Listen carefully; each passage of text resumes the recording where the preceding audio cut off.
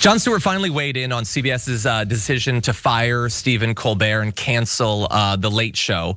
And in it, Jon ripped his own company, Paramount Global, which controls both, and he identified it as what it likely is: capitulation to Donald Trump, and stupid, boneheaded, self-destructive capitulation at that. So obviously we can't show you the video or they'll sue us out of existence, but I wanna read just a few of the quotes that I really liked because I was waiting to hear him on The Daily Show, and this was what I wanted to hear.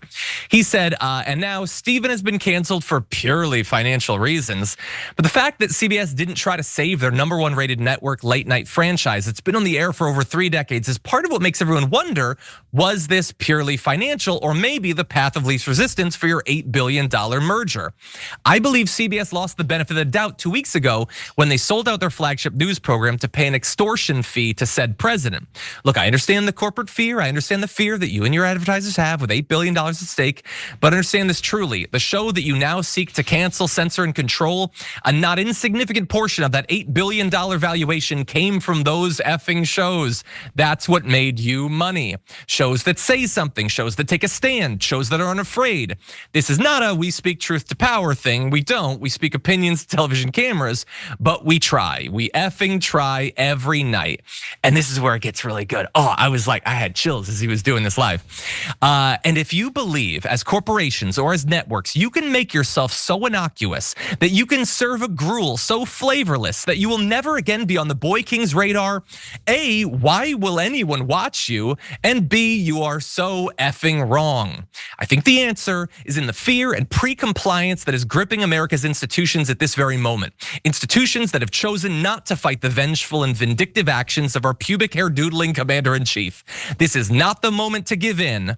I'm not giving in. I'm not going anywhere, I think, because Luke, he could be fired. He could be fired, particularly after what he just said. I mean, a lot of people think that Colbert was kind of fired for saying the same thing, and he just gave an even stronger version of it. So I hope he's not fired, but he might be. What do you think?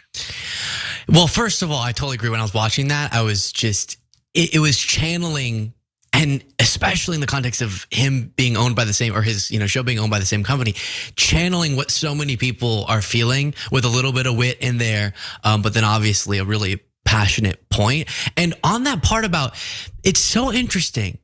It feels like people running these bazillion-dollar companies would have more long-term intelligence or wisdom than you or I, but it feels so common sense to say that in this environment where mainstream legacy outlets are struggling so much, one of the reasons is because now there's, instead of just a few options, there's so many options. It's so broken up, and so many people are now throwing out their content online and options for entertainment, and there's TikTok and there's all these things. And so to keep someone's attention is now so much more difficult.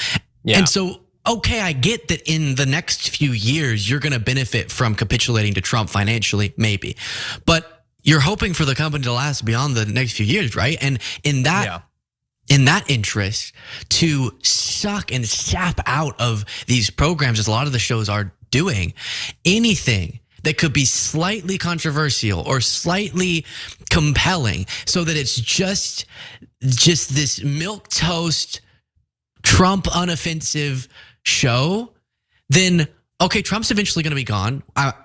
My hope is eventually we'll have a Democrat again, and you're gonna have abandoned your audience to people who provided something interesting and unique. And what comes with being interesting and unique is sometimes pissing somebody off.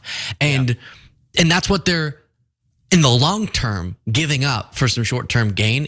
Even as a business choice, I'm baffled by it. Yeah, if your late night host is not making Donald Trump angry, what is the point of that show in this time that we're in? And Greg Gutfeld, yeah, exactly. He does it pretty well. Yeah. Did you hear his Nazi bit?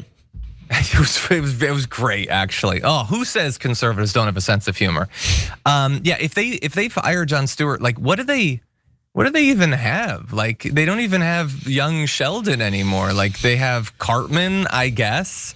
I don't like technically you could still do some more Star Trek, but you've mostly bungled that. Season 3 of Picard was okay, but I don't know. This company doesn't know what it's doing.